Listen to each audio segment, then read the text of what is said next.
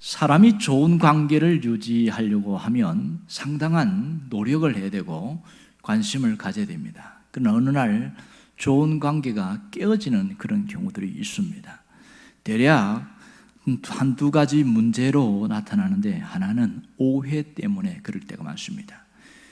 사람이 오해를 하게 되어지면 오해가 갈등으로 깊어지게 되어지고, 그래서 감정이 상하는 일들이 종종 있습니다. 또 하나는 큰 실망을 했을 때에 갈등이 되어지고 관계가 깨어집니다. 그러니까 그 사람이 하는 말이나 행동이나 그의 모습 속에서 전혀 보지 못했던 그러한 것을 보면서 크게 실망이 올 때가 있습니다. 그러면 그 관계가 깨어지는 경우가 굉장히 많습니다. 신앙 안에서도 이런 일이 종종 일어납니다. 내가 믿었던 진리가 아닌 것처럼 여겨지기 시작할 때에 그때부터 하나님의 말씀이 말씀으로 들리지 않습니다. 그리고 이것은 하나의 이야기와 줄거리로 나타나고, 그때부터 신앙에서 불신이 찾아오기 시작하고 그 갈등이 깊어지면서 신앙생활 자체까지 무너지는 그런 일이 있습니다. 작은 댐이 무너질 때도 틈이 갈라지면서부터 생기는데, 이런 일이 생기는데 종종 어디에서 그런 일이 있냐면, 예를 들자면 대표적으로 모세의 홍해 사건, 이 홍해 기적 사건을 일반적으로 많이 겪습니다. 특별히 이 뜨거운 열정과 하나님 앞에 불타는 사명을 가지고 신학교를 간 사람들이 공부를 하면서 이 모세의 기적은 사실은 기적이 아니고 우리가 잘못 알고 있는 게 굉장히 많다, 이렇게 배우는 경우가 있어요. 특별히 자유주의 신학을 했던, 신신학을 공부했던 교수들은 어떻게 가르치냐면, 이 홍해가 원래 그 얌숲이라고 해서 그것을 풀면 갈대 바다다, 갈대 숲이다. 원래 홍해가 얌숲이거든요. 그렇게 풀면서 사실은 이 홍해를 건넜다는 것 자체가 말이 안 된다. 그 얕은 갈대 숲을 지나간 거지 그것은 아니다, 이렇게 얘기합니다. 일반 사람들도 모세 하면 여러 가지 수많은 기적이 있지만 다른 건 잘 몰라요. 그러나 홍해를 가른 것을 모세의 기적이다, 이렇게 이야기하면서 그들은 지금도 기억하고 있습니다. 그래서 가끔 그 밀물과 썰물 현상이 크게 나타날 때에 모세의 기적이 일어났다 하면서 그렇게 표현하는 경우도 바로 그러한 경우죠. 공부를 했던 신학생들이 자유주의에 물을 들면 그런 일이 생깁니다. 그래서 내가 그동안 배웠던 진리가 아니구나, 잘못됐구나, 이렇게 생각하면서 가르친단 말이에요. 실제로 참 묻지 못할 그런 해프닝이 있는 일이 있었는데요. 어떤 신학생이 그렇게 교수로부터 이 홍해에 대해서 이야기를 들었어요. 갈대 바다를 건넌 것이다. 그러면 그렇지. 그래서 새로운 진리를 깨닫다고 생각하고 신나가지고 주일학교 있는 학생들한테 가서, 여러분, 이 홍해는, 기적은 사실은 갈대 바다를 지나간 거예요. 사실은 그런 우리가 생각하는 그런 홍해가 아니에요. 막 이렇게 이야기했어요. 막 열정적으로 이야기하니까, 그렇게 이제 다 거의 끝날 때 공과 공부 바로 직전에 어떤 초등학교 아이가, 전도사님, 질문이 있는데요, 그랬어요. 뭐냐 그랬더니, 놀랍지 않습니까? 세상에 갈대 바다를 지나갔는데 애국 군대가 다 죽었잖아요. 이번에는 할 말이 없는 거야. 당황스러운 거예요. 그거 맞거든. 어떻게 갈대 바다에서 애국 군대가 다 죽을 수 있느냐? 이것도 큰 기적 아닙니까? 그래갖고 웃지 못할 그런 해프닝으로 끝났다, 이런 얘기가 있습니다. 정말 그렇습니다. 성경의 진리가 다른 것, 진리가 아닌 것처럼 받아들일 때는 신앙에 그때부터 흔들리기 시작하고 불신이 있습니다. 여러분, 왜 멀쩡한 교인들이 이단들에게 넘어가는 줄 아세요?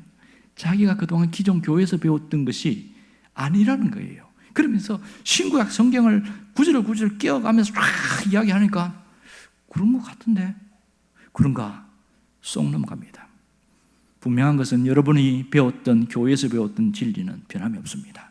이것 외에 다른 것을 갖다 집어넣는 자체가 그때부터는 신앙에 불신이 찾아오고 무너지는 징조인 것을 잘 깨달아야 됩니다.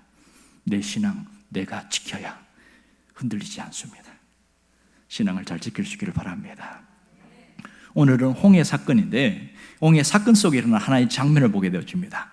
자, 지금 홍해가 갈라지고 나서 어떻게 갔을까요? 이 홍해가 갈라졌을 때에 그들이 그 홍해를 따라서 간 그 장면을 우리가 너무 잘 알고 있지요.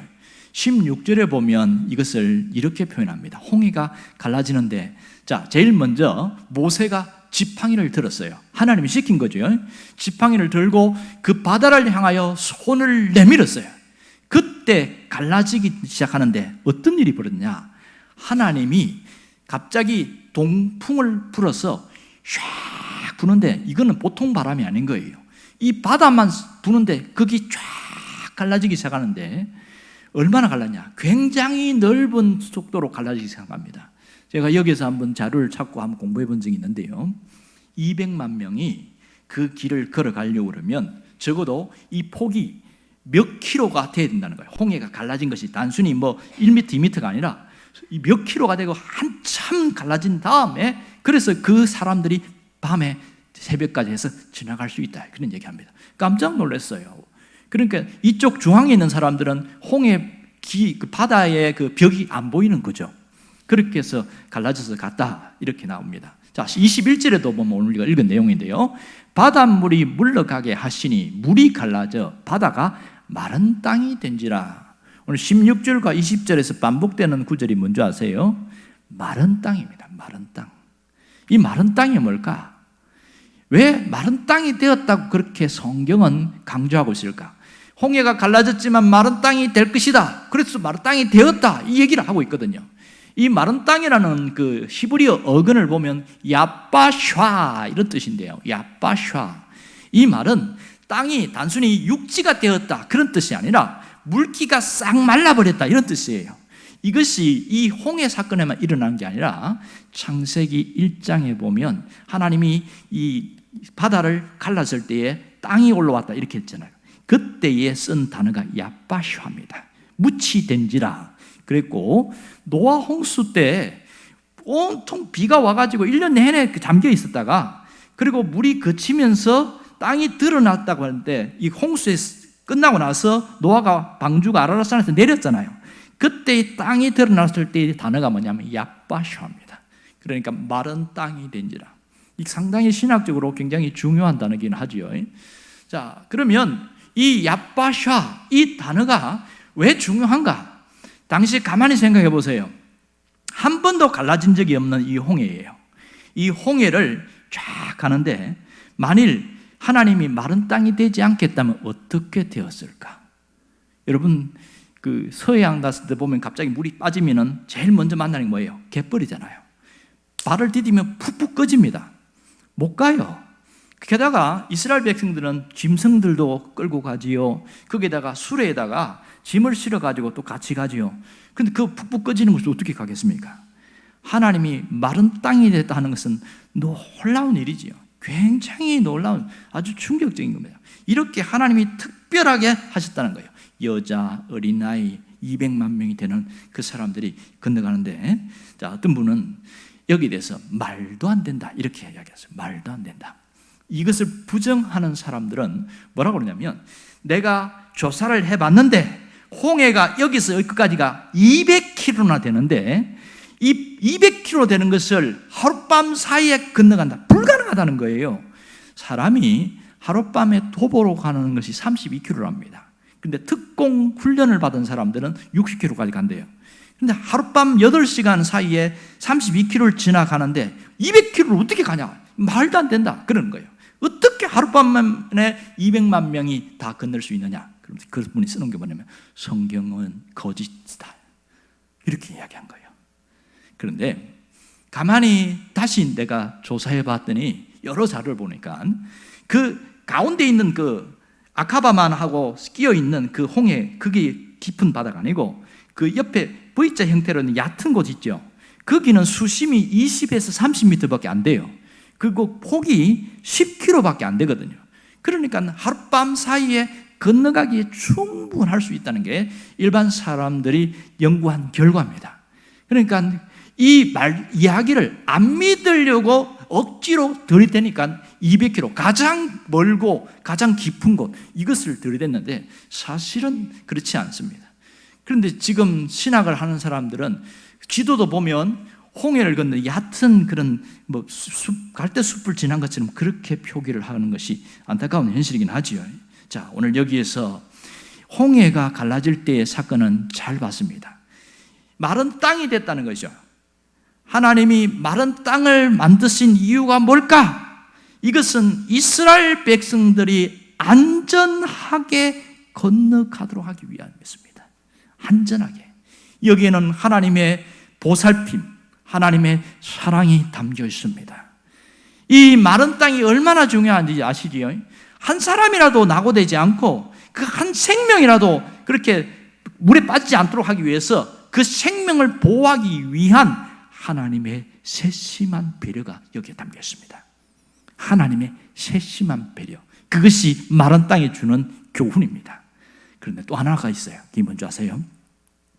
마른 땅이 되었기 때문에 애국 군대가 바다로 들어오게 됐어요.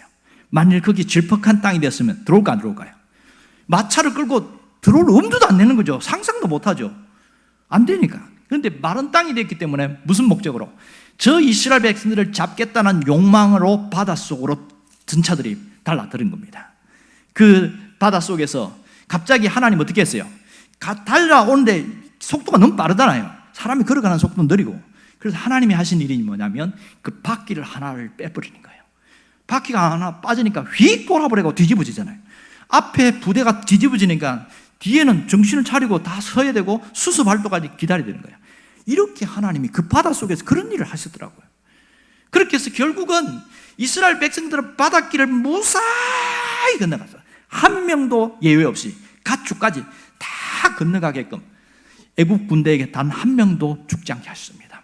이게 29절에 나오는 이야기죠. 이어지는 얘기 보면 그렇게 있습니다. 그러나 이스라엘 자손은 바다 가운데를 육지로 행하였고, 마른 땅입니다. 이게 야바샤입니다.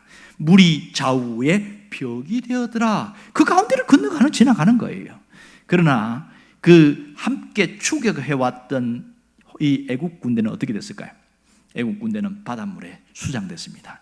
수장되는 과정이 참 재미있어요. 하나님이 자세하게 모세에게 설명합니다. 27절부터 28절에 보면 그 얘기 나옵니다.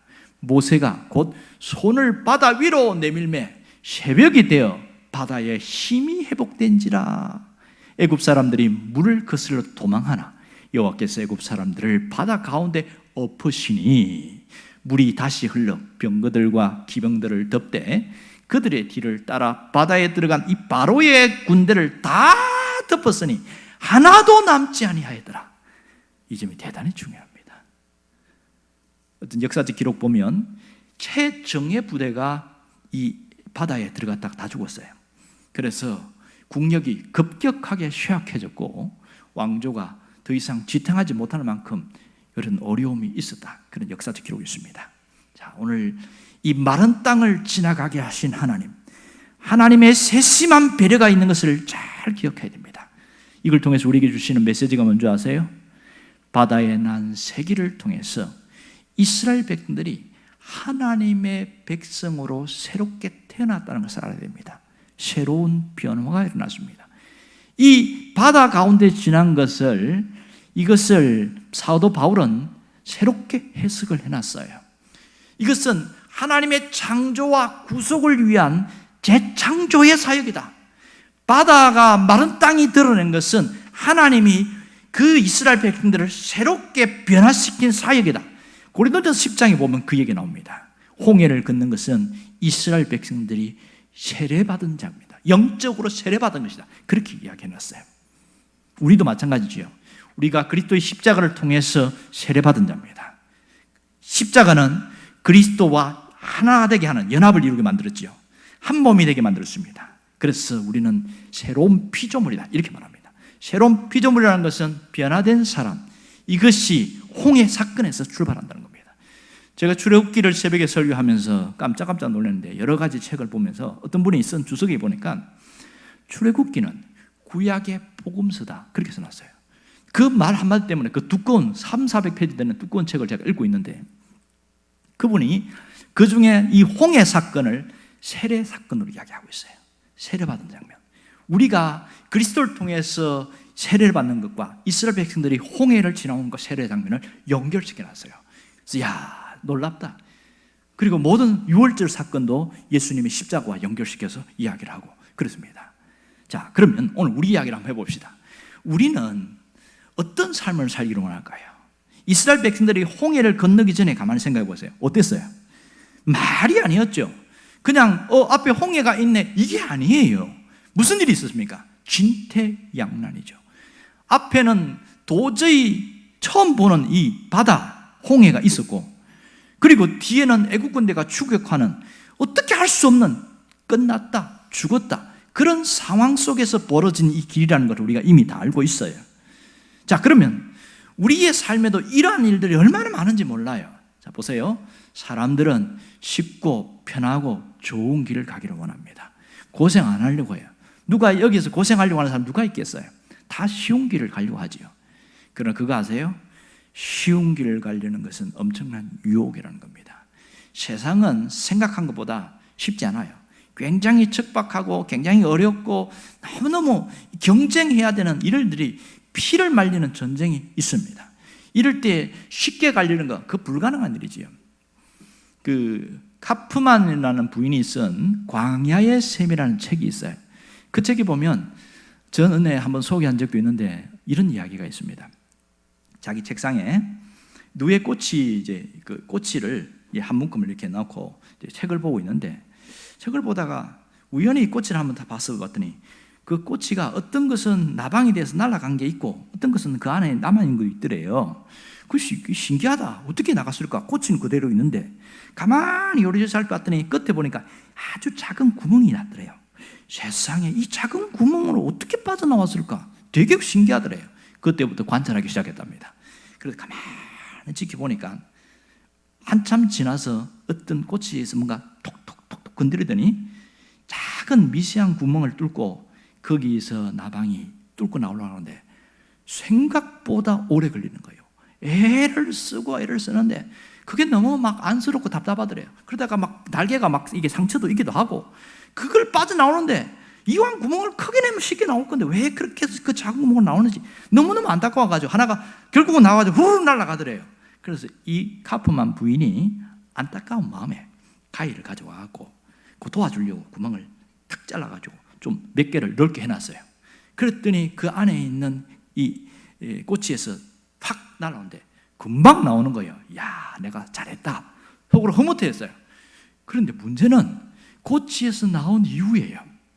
그렇게 작은 구멍에서 애를 쓰고 나왔던 꼬치들은 나방이 돼서 훨훨 날아다녔는데, 가위로 잘라준 이 꼬치에 나온 그 나방들은 나오긴 나오는데 한두 번 날개짓하고 날다가 푹 주저앉더라는 거예요. 책상에 쓰러져갖고 못 일어난다는 거예요. 그래서 가만히 보니까 왜 그랬을까? 그 작은 구멍으로 나오려고 애를 쓰고 힘을 쓰면서 근육이 길러진 거예요. 날개에 근육이 길러진 거예요. 그걸 몰랐던 거죠. 그래서 카프만이 쓰는 광야의 샘이라는 그 책에 보면 그런 자기의 경험을 이야기해놨습니다. 세상은 늘 경쟁사회고 늘 각박하고 늘 싸워야 되는 일들이 굉장히 많습니다. 그런데 우리는 좀 편한 거, 쉬운 거, 고생 안 하기를 원합니다. 하나님, 제발 고생 안 하고 그냥 편하게 살게 해주세요. 그런데 현실은 그렇지 않기 때문에 절대로 그 기도는 응답해 주지 않습니다. 신앙과 고난은 뗄래야 뗄 수 없는 그런 거 아세요?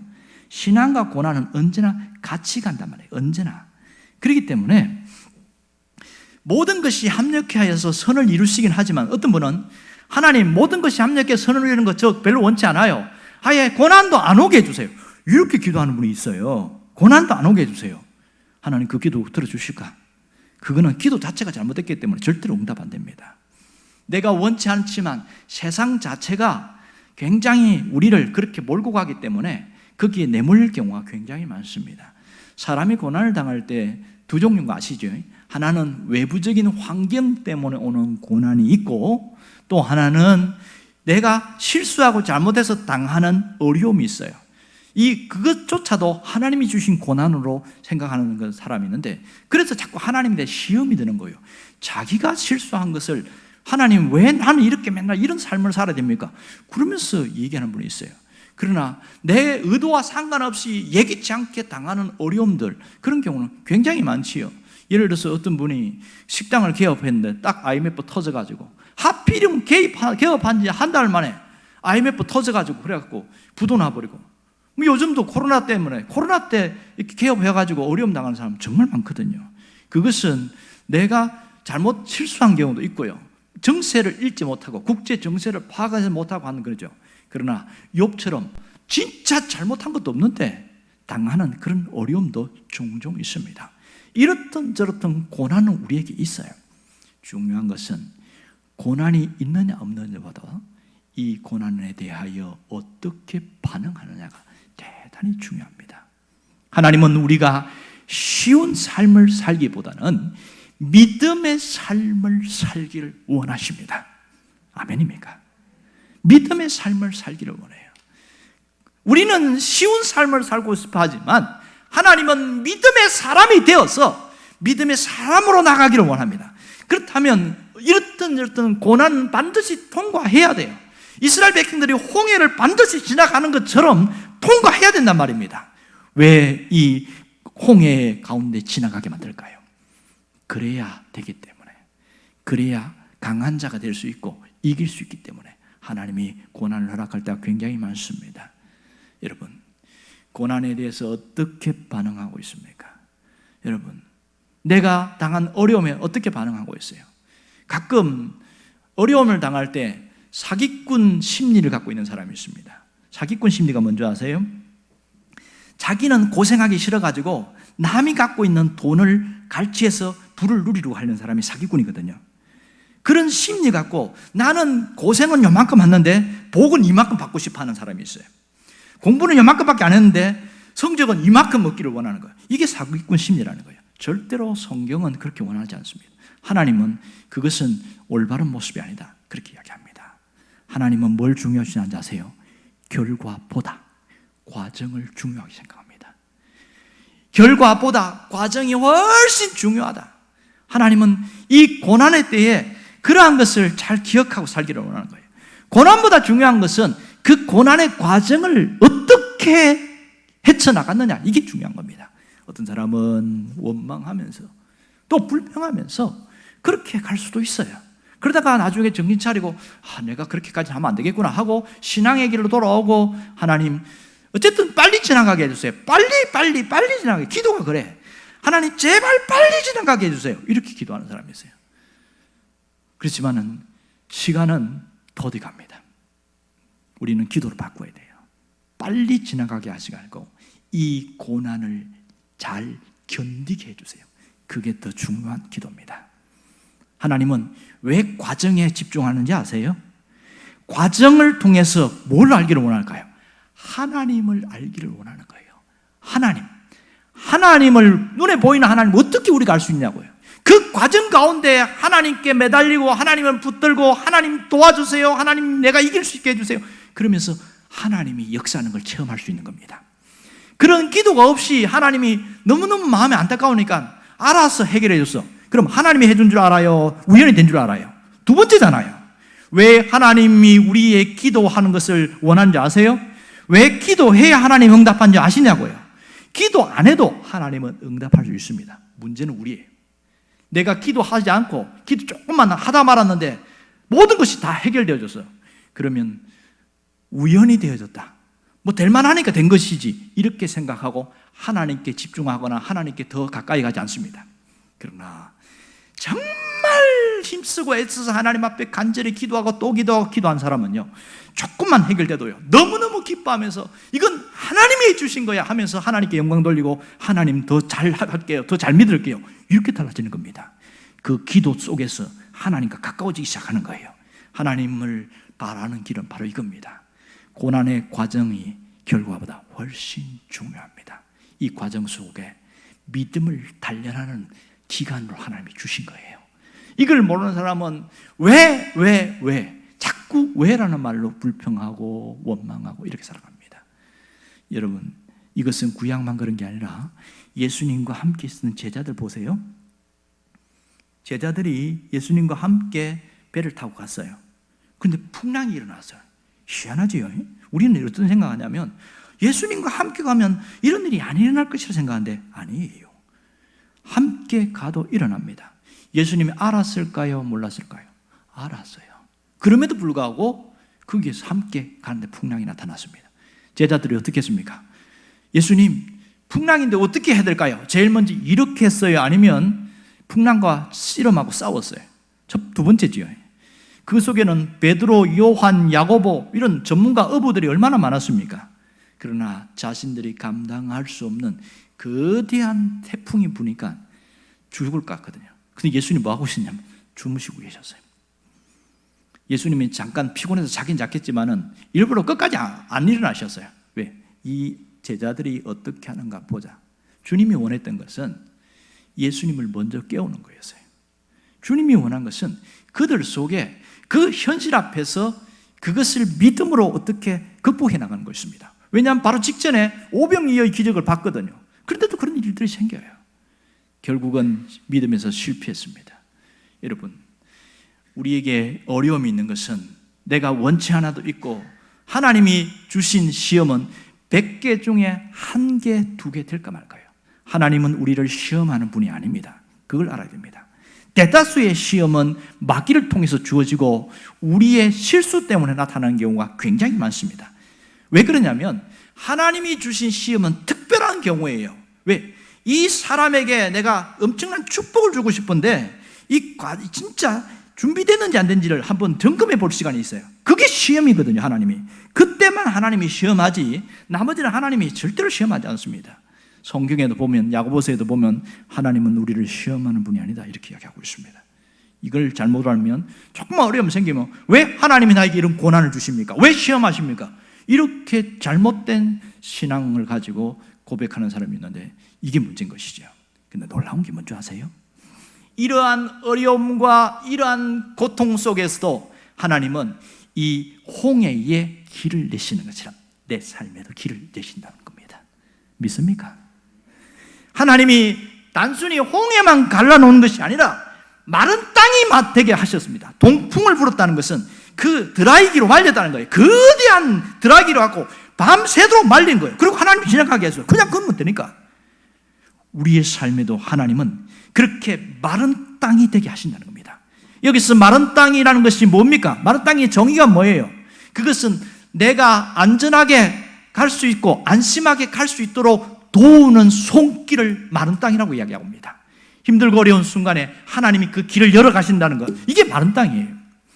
제가 설교를 준비하면서 계속 하나님은 나를 어떻게 이끌으시는가, 내 목회 가운데 어떻게 하시는가 그런 고민하면서 가만히 봤어요. 이 마른 땅은요, 때로는 사람으로 나타나는 경우도 있고 물질로 나타나는 경우도 있습니다. 그래서 제가 2005년도에 신부동에 개척을 해서 6년 만에 2011년도에 성경동으로 옮겼어요. 그리고 8년 만에 또 다시 여기로 옮겼단 말이에요. 이런 과정을 가만히 보면서 그때 신부동에서 아주 흐름한 건물을 내부 리모델링을 한 바람에 6년 있었는데 6년째 되는 해는 답이 없었어요. 여러 가지 상황이 목회할 수 없는 상황으로 몰렸어요. 그래서 여기가 끝인가 보다. 언제 나는 이 건물을 벗어날 수 있을까? 캄캄했어요. 정말 답이 없었어요. 그래서 한 일이 뭔지 아세요? 천선한 시내 아산 가까이 근처까지 한 달 내내 돌아다니면서 찾기 시작했어요. 건물을 찾았어요. 그런데 안 되는 거예요. 희한한 일은 저곳이 맞다 생각하고 그렇게 돌아왔는데 계약을 하려고 하니까 전화를 하니까 다른 사람 계약해버렸어요. 이게 여러 건이 생기는 거야. 왜 하나님 길을 안 열어주시는지, 그리고 이곳이다라고 보여주지도 않아요. 정말 답답합니다. 기도를 그렇게 많이 했는데도 하나님 안 열어주시는 거예요.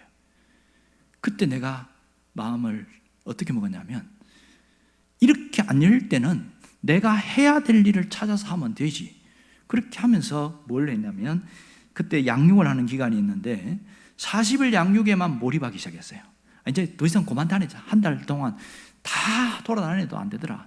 그럼 이거는 아직 기다려야 되나 보다 하고 양육에 집중하고 있는데 어느 날 갑자기 하나님이 부동산 업자를 통해서 연결시켜갖고 어느 날 갑자기 주인이 마음을 확 바꾸었어요. 그렇게 말도 안 되는 일들이 막 생기기 시작하는데 그게 성정동에 있는 건물이었습니다. 이거는 좀 안 하려고 그러는데 이거는 그 주인이 그 지하까지 공짜로 쓰세요 이러는 거예요. 말도 안 되는 얘기거든요. 그래서 계약을 하게 되어지고 이래 되는데, 그럼 돈이 많았냐? 그것도 아니에요. 그런데 하나님이 사람을 통해 한다는 걸 어떻게 알았냐면, 하나님이 전혀 모르는 외부 사람을 통해서 연결시키고 주인의 마음을 감동시켜서 연결시키고, 그때 원래 또 그 주인, 다른 주인은 서울 사람과 그렇게 계약하기로 돼 있어. 이런 상황에서 우리가 하는데, 또 함께 신앙생활 했던 성도들이 야 우리가 한번 열심히 해보자, 그렇게 해서 성전을 옮기고 강단 딱 새로 꾸미고 그 다음 장의자도 새로 꾸미고 이런 일들이 생겼습니다. 하나님이 사람을 통하여 일하는 것을 봤습니다. 이게 마른 땅이에요. 때로는 물질로 하나님이 그렇게 열어가는 경우가 있습니다. 하나님은 단순히 홍해만 가르는 것이 아니라 마른 땅이 되게 하신다는 것을 믿기를 바랍니다. 힘들고 어려운 순간에 그때가 하나님을 경험하는 시간입니다.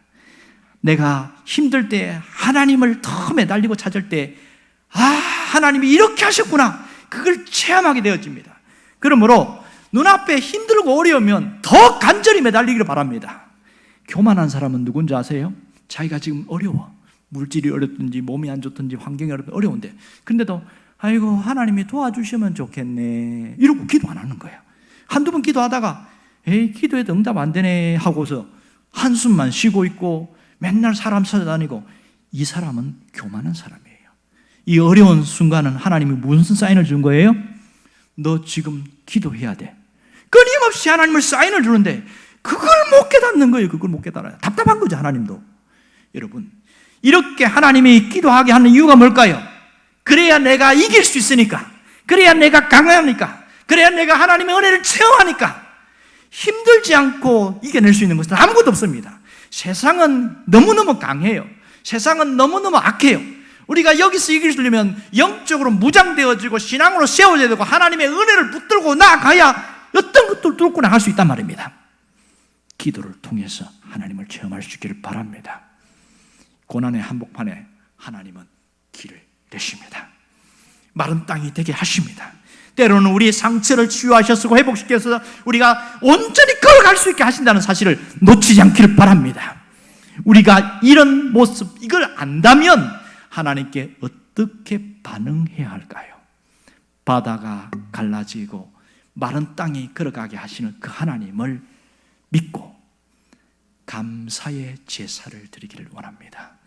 이런 경험들이 있던 사람들은 이전에 이런 길을 걸어오게 하신 하나님께 감사하고, 앞으로 이런 길을 걸어가게 하실 하나님 앞에 감사하는 여러분이 되기를 원합니다. 두 주가 되면 추수감사절입니다. 하나의 절기로 끝나는 그런 날이 되지 않기를 원해요. 이 긴 2주간의 기간 동안 내가 하나님 앞에 감사로 지금부터 고백하면서 그런 하나님 앞에 감사의 제사로 추수감사절 지키기를 원해요. 왜 추수감사를 지킵니까? 한 해 동안 내게 베풀어 주신 은혜를 신앙으로 고백하는 시간입니다. 뿐만 아니라 앞으로 내년에 하나님이 은혜 주실 것을 기억하고 미리 감사하며 출발하는 것이 이 추수감사절입니다. 그러므로 마음의 다짐이 대단히 중요해요. 감사의 그 고백을 하나님이 기억하고 계십니다. 그렇다면 오늘부터 뭘 해야 될까요? 아침마다 일어나면 감사의 창문을 열 수 있기를 바랍니다. 감사의 창문을 열고 하나님의 은혜의 바람을 느끼고 시작할 수 있기를 바랍니다. 하나님이 은혜의 햇살이 감사의 창문을 통해서 느낄 수 있어야 돼요. 그러면 하루를 시작할 때에 즐겁게 시작할 수 있고 기분 좋게 시작하면서 하루가 상쾌하고 즐거울 수 있어요. 그런 삶 속에서 하나님이 나와 함께 하시는구나, 하나님이 나를 붙들고 있는구나, 그것이 신앙이고 영성이지 않겠어요? 매일매일 감사의 영성을 가진 자로 살아가기를 주의 이름으로 축원합니다.